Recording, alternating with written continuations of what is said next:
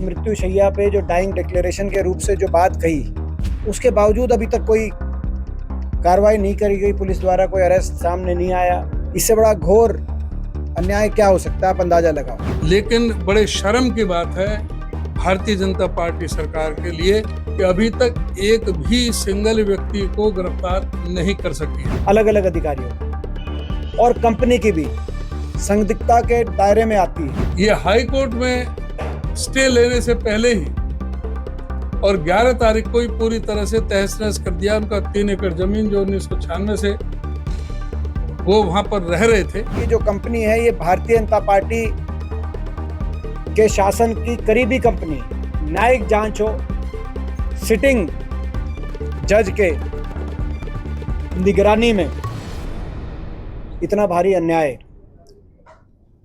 और वो जो अन्याय है उसके लिए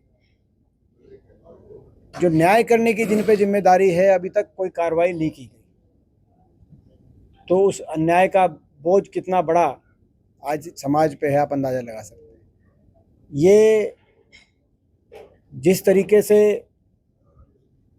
ये घटना घटित हुई उस दिन, और उसके बाद मृत्यु शैया पे जो डाइंग डिक्लेरेशन के रूप से जो बात कही, उसके बावजूद अभी तक कोई कार्रवाई नहीं करी गई, पुलिस द्वारा कोई अरेस्ट सामने नहीं आया।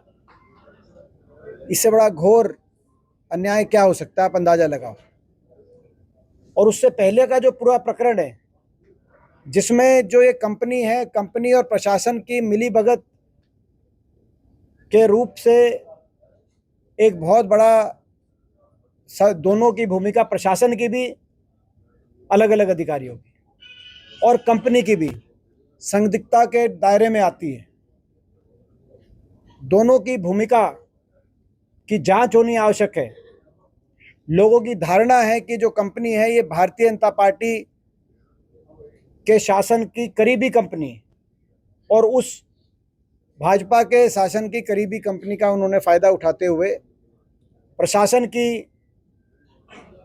से साठगांठ करते हुए किसानों के अधिकारों को मारने के लिए कई कदम प्रशासन द्वारा उठाए गए। लगातार अन्याय हो रहा था, और फिर ये अन्याय चरम पे दब पहुंचा जब ये इतना बड़ा अपराध घटित हुआ।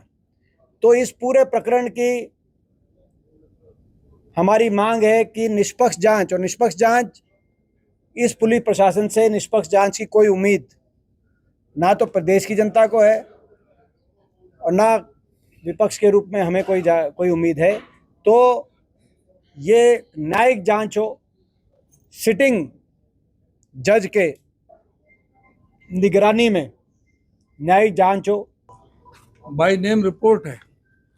मरते समय मृतक ने अपने बयान दिए हैं, लेकिन बड़े शर्म की बात है भारतीय जनता पार्टी सरकार के लिए कि अभी तक एक भी सिंगल व्यक्ति को गिरफ्तार नहीं कर सकी है। जो मसलमैन थे वहां पर,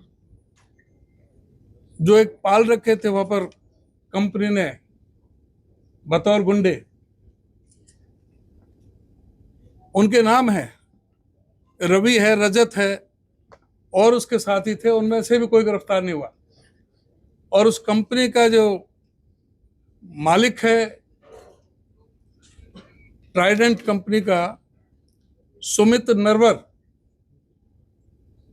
उससे भी किसी तरह की पूछताछ नहीं हुई। और यहां तक कि मृतक परिवार से भी अभी तक प्रशासन ने उनकी कोई सुध किसी प्रकार की नहीं ली है।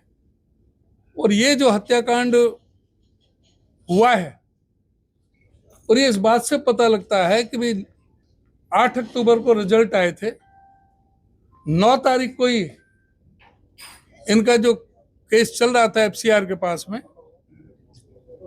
इनका स्टे हटा दिया, और 11 तारीख को ये हाई कोर्ट में स्टे लेने से पहले ही और 11 तारीख को ही पूरी तरह से तहस नहस कर दिया। उनका 3 एकड़ जमीन जो 1996 से वो वहां पर रह रहे थे, पहले उन पर दबाव बनाया गया कि जबरन के अपनी जमीन को बेच दो।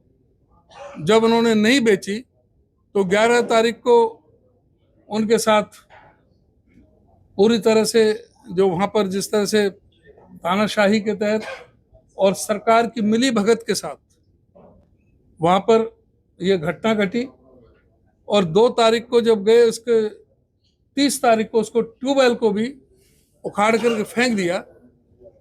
उसका विरोध किया तो उसको पेट्रोल डाल करके उसको आग लगाने का काम किया, जो कि मृतक ने स्वयं बयान दिया है।